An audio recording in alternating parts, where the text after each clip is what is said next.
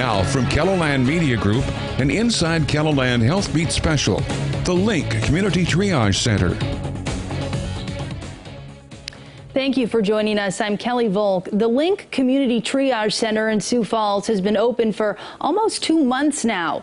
It offers help to people struggling with their mental health or an addiction. At a recent city council meeting, the assistant director with the Sioux Falls Health Department said the Link performed about 400 patient triages in the first 6 weeks. Each patient will be assessed based on the need that they present with, and what the triage process means is where is the best next place for that patient? Is it the psychiatric acute care area? Is it the sobering observation area? Or is it the detox rooms? And so it's really defining for those patients what's the next best step, and the next best step may be to another community agency. Recently, the City Council advanced an ordinance that provides supplemental money for building improvements as well as operations at the Link. This money comes from the state. Now, joining us now are Maddie Miller, the nurse manager at the Link, Steve Lindquist, the project director at the Link, and Dean Karski, who is a Minnehaha County Commissioner. Thank you all for joining us. The question is for all of you. How has the first 2 months gone since the Link opened? And Maddie, let's start with you on that question. Thanks, Kelly. It's really good to be here. I would say the first 2 months have been really encouraging.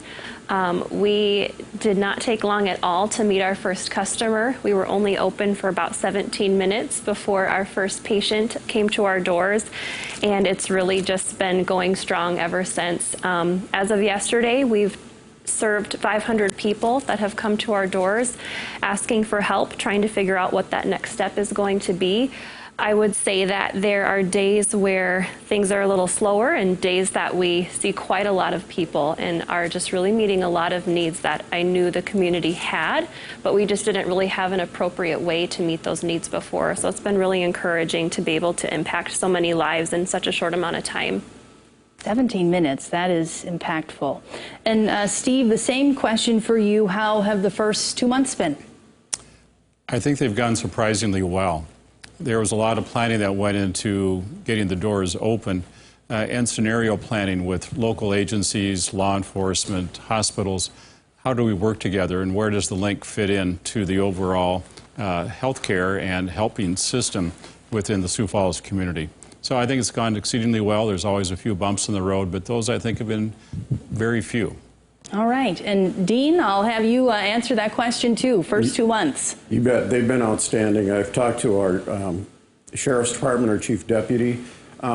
People with addiction and alcohol or mental health issues don't belong in jail, but all too often that's where they ended up. It's disruptive to the staff. It's disruptive to the flow of a good jail operation, and not having to have people that are there that their only issue is a mental health issue or an addiction issue. They just don't belong in jail, and we're able to keep them out of there. It benefits the county. It benefits the operation there. And before the opening, there's a lot of concern about the flow and how are things going to be worked. And Maddie and her staff have been phenomenal to work with our jail people, because it's just a hand-in-glove operation, and they've done exceptional work. All right. Well, Steve, let's head back to you. How did the discussion start to create a triage center in Sioux Falls? A lot of credit has to go to Carrie Benz, who is the director of Human Services for Minnehaha and Lincoln counties. And Carrie had the vision for this type of program going back probably 8, 9 years ago. And I actually was invited to one of the very first meetings where she talked about the concept and what it might do for our community. So it's not a new concept, but it's new to Sioux Falls. And it took a lot of discussion to bring this about.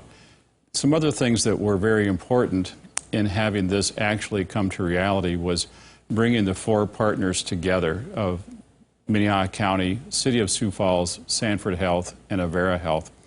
Pretty unusual public-private partnership that creates this, and they all have financial skin in the game to create the center. And then we also had some really good partners that stepped forward, like the Helmsley Charitable Trust contributed to the construction of the facility, and same with the Smithfield Corporation and others, some private individuals, some other foundations who all contributed to the effort. Plus, as you mentioned, there's a significant contribution that happened from the state of South Dakota through a special appropriation that happened during this last legislative session. Yeah, and speaking of all those players that are in here, Dean, what is the county's role in the mission at the link? You bet. So for years, the county has run a sobering and detox center for people that were picked up, off the street that needed that type of help. It wasn't in the greatest of locations, the old jail. Most people felt like that's where they were going. So with the link, we're no longer making people feel like they're going to a bad place, they're going to a good place. And our role is to work with our human services at the county level and our law enforcement, our jail staff, to make sure that the right people are in jail and the right people are getting help from the right place. And that's the whole idea of the link. The link is the first door to that help. And our role is to make sure that we can be very supportive of it. Oh, absolutely. And Maddie, another really important part of this conversation, how does someone actually go through the process of getting help from the link, and what are some of those programs that you have? Yeah, absolutely. So we have people come to us in a variety of ways. As Dean mentioned, we have folks that are referred directly from law enforcement. Police officers will bring individuals to us. At times, the county jail will bring individuals to us that have processed a minor charge, but they still don't need to be detained in jail. So again, we're kind of alleviating the jail in that way and helping to take on those people that don't really need to be incarcerated and just need to be observed for a short amount of time before they can leave. We accept people from emergency departments, from EMS, that find people out in the community, kind of triage them on the spot, and if there's a need that we could potentially meet, they can bring them directly to us. And then, of course, just by walk-in, we've had many friends and family members and patients come to us just walking into the door saying, I need help with X, Y, or Z.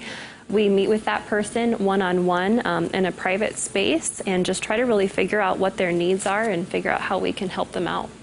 All right, and how many people can the link accommodate, and how long can they stay? Yeah, so we have 3 different programs that we offer. Our mental health crisis stabilization service is really intended for people that they don't really need a hospitalization, they don't need to go to the emergency department per se, but they just need some temporary assistance and some stabilization with some kind of stress that they're dealing with. For those individuals, we could serve them for up to 23 hours in our crisis stabilization area. For withdrawal management, that's kind of our second layer of programming. We help people get through detox and get through that medical process that takes place as someone is discontinuing the use of alcohol or drugs. We've seen that length of stay is averaging right now about 2.5 to 3 days. Our third program option is sobering observation. So we know that there are many individuals in the community that just need a safe place to stay temporarily. If they're intoxicated or high coming off of drugs and alcohol, we can observe them for as long as they need until they reach a safer level of sobriety. And then at that time, we visit with them to see if there's anything we could do to help meet any needs that they have, but then they discharge. So we really have a few different opportunities for services. I would also say that if we encounter somebody that doesn't really fit one of those 3 programs, we're still educating people on what is available that might be helpful to them, offering assistance with making that next step or next phone call to get them connected. Okay. And Steve, do people have to pay for the services at the link? You know, about 2 years ago, when Commissioner Karski and Mayor Tenhaken talked to me about the project director role, one of the things that became very evident from their perspective was the need for a place where people could start to get services, because so many people didn't know where to go. And there were also concerns that folks had about, well, if I go to an emergency room or a hospital or some other place, I may end up with this whopper of a bill that I can't pay. So how do we try to address that issue of needing services for people, getting them the services, but also taking away the barrier of financial concerns that they might have? And through the partnership of the 4 parties, we have been able to arrange this so that people don't have to pay. They come to the service, they can get assessed, they can get service there, and be referred on.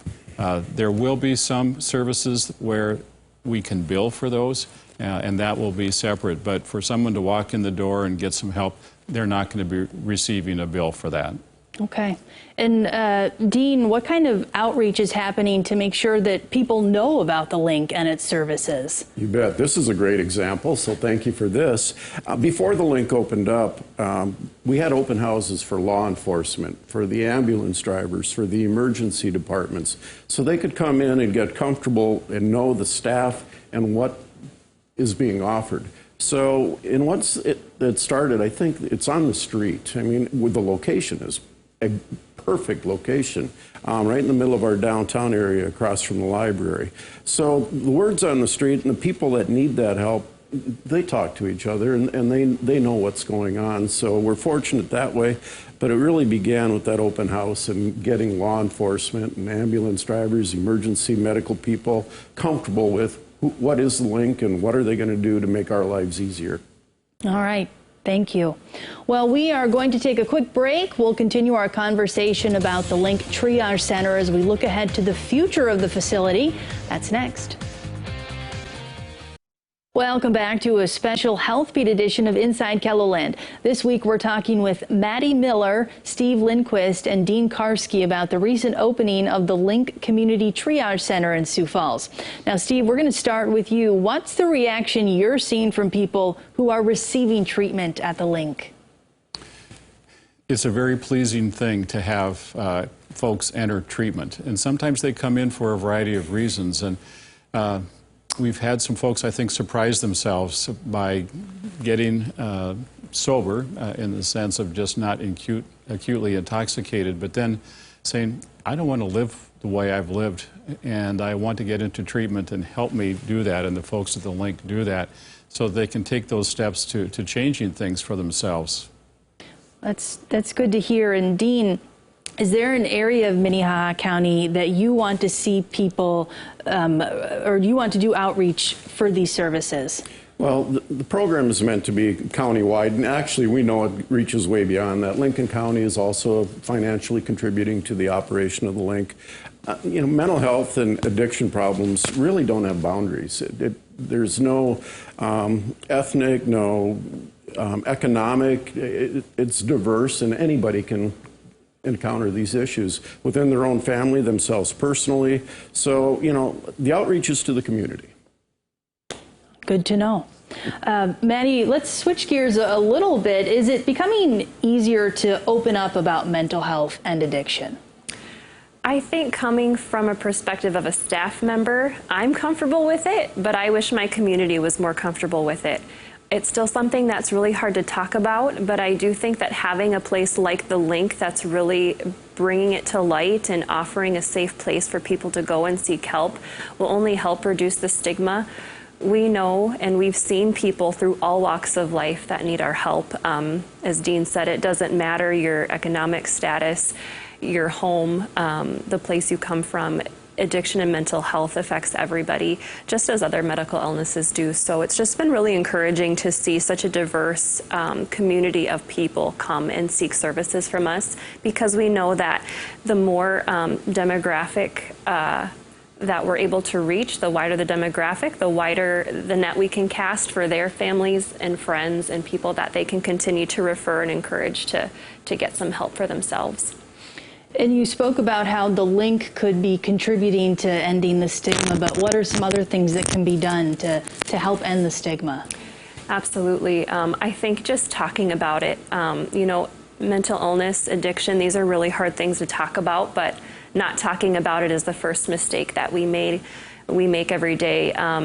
People that struggle with these issues, it only gets worse by not having the conversation. And I think just sharing stories and normalizing it and just really trying to offer that non-judgmental perspective is really what we all need, and what everybody really wants. Nobody wants to be prejudged. Nobody wants to walk through life thinking that other people are making judgments against them. So I think that by just reaching out and being open and offering that non-judgmental perspective is huge. Yeah, and that kind of brings me to my next question for Steve. How do you reach out to someone who may be struggling with addiction or mental health, but they maybe don't want to talk about it or don't want to admit it? It's a tough thing to do, but if you base it upon the relationship that you have with that person and the concern that you have for them, and that becomes the foundation for that conversation, it will go a lot better.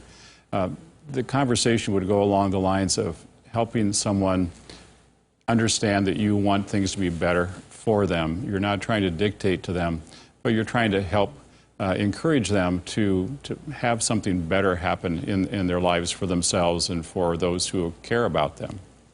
Okay, and Steve, what are the plans for the future of the Link Triage Center?